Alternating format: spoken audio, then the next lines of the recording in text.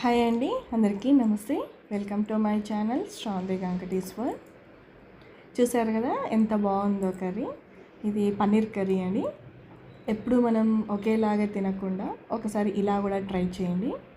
ఈ కర్రీ మనకు చపాతీ, ఫుల్కా, రోటీ, నాన్స్లో కూడా చాలా బాగుంటుంది. అలానే ఏదైనా ఫ్లేవర్డ్ రైస్లకు కూడా చాలా బాగుంటుంది. నేను ఇక్కడ మీకు చపాతీకి కాంబినేషన్గా చూపిస్తున్నాను. చాలా టేస్టీగా ఉంటుంది. ఒకసారి ఇలా కూడా ట్రై చేసి చూడండి.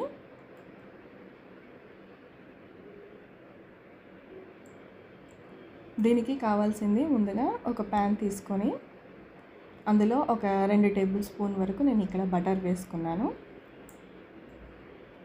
ఈ బటర్ కాస్త మెల్ట్ అయిన తర్వాత ఇప్పుడు పన్నీర్ని నేను అలానే వేసుకొని ఫ్రై చేసుకుంటున్నాను. ఇది ఒక సైడ్కి ఫ్రై అవుతుందండి. ఇంకో సైడ్కి ఇలా మరీ సన్నగా కాకుండా ఇలా కట్ చేసుకున్న ఆనియన్స్ని కూడా వేసుకొని జస్ట్ ట్రాన్స్పరెంట్గా అయ్యేంత వరకు ఫ్రై చేసుకోవాలి. చూసారు కదా, ఇక్కడ పన్నీర్ కూడా ఫ్రై అవుతుంది. ఇలా ఫ్రై చేసుకున్న పన్నీర్ని తీసి పక్కకు పెట్టుకోవాలండి.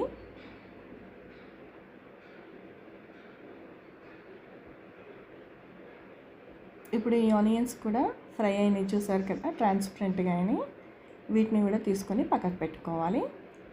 ఇప్పుడు ఓ మిక్సీ జార్ తీసుకొని అందులో కొన్ని బాదం, అలానే కొన్ని కాజు, కాస్త కొబ్బరి వేసి ఫస్ట్ పౌడర్ చేసుకోవాలి.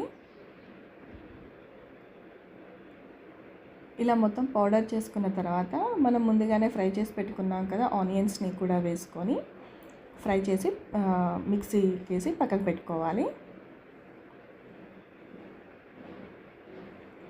ఇప్పుడు అదే ప్యాన్లో ఒక 2 టేబుల్ స్పూన్ వరకు ఆయిల్ వేసుకొని మీకు ఇక్కడ చూపిస్తున్న మసాలా కూడా వేసుకోవాలి. అలానే ఒక 1 టేబుల్ స్పూన్ జీలకర్ర కూడా వేసుకొని అవి బాగా ఫ్రై చేసుకున్న తర్వాత ఇప్పుడు సన్నగా కట్ చేసి పెట్టుకున్న ఇంకో ఉల్లిగడ్డని వేసుకొని ఫ్రై చేసుకోవాలి. ఇవి ఎంతవరకు ఫ్రై చేసుకోవాలంటే ఇలా బ్రౌన్ కలర్ వచ్చేదాకా ఫ్రై చేసుకోవాలి. ఇప్పుడు ఇందులో మనం ముందుగానే పేస్ట్ చేసి పెట్టుకున్నాం కదా, ఆ పేస్ట్ని కూడా మొత్తం వేసుకొని బాగా ఫ్రై చేసుకోవాలి. చూసారు కదా, ఇక్కడ ఆయిల్ అంతా సెపరేట్ అయ్యింది. ఇంతలాగా బాగా ఫ్రై చేసుకున్న తర్వాత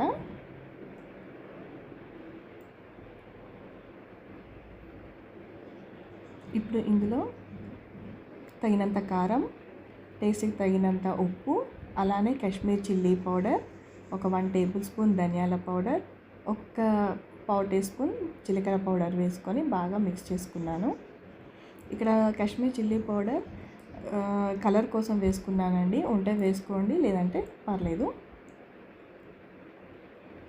ఇప్పుడు ఇందులో అలానే ఒక 1 టేబుల్ స్పూన్ గరం మసాలా, ఒక 1/2 కప్పు వరకు పెరుగు వేసుకొని కూడా ఒకసారి బాగా కలుపుకోవాలి. ఇలా కలుపుకున్న తర్వాత పైనుంచి కసూరి మేతి కూడా వేసుకోవాలి. అలానే మనం ముందుగానే ఫ్రై చేసి పెట్టుకున్న పన్నీర్ని కూడా ఇలా క్యూబ్స్ లాగా కట్ చేసుకొని వేసుకోవాలి. ఇప్పుడు ఓ 2 పచ్చిమిర్చిని కూడా ఇలా కట్ చేసుకొని వేసుకొని ఒక 2 నిమిషాల పాటు మూత పెట్టి మగ్గించుకోవాలి.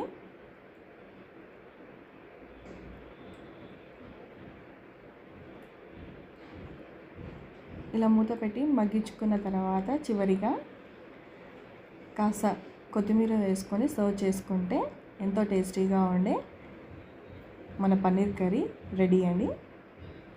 మీకు నా ఛానల్ కనుక నచ్చినట్లయితే లైక్ చేయండి, షేర్ చేయండి, సబ్స్క్రైబ్ చేసుకోండి.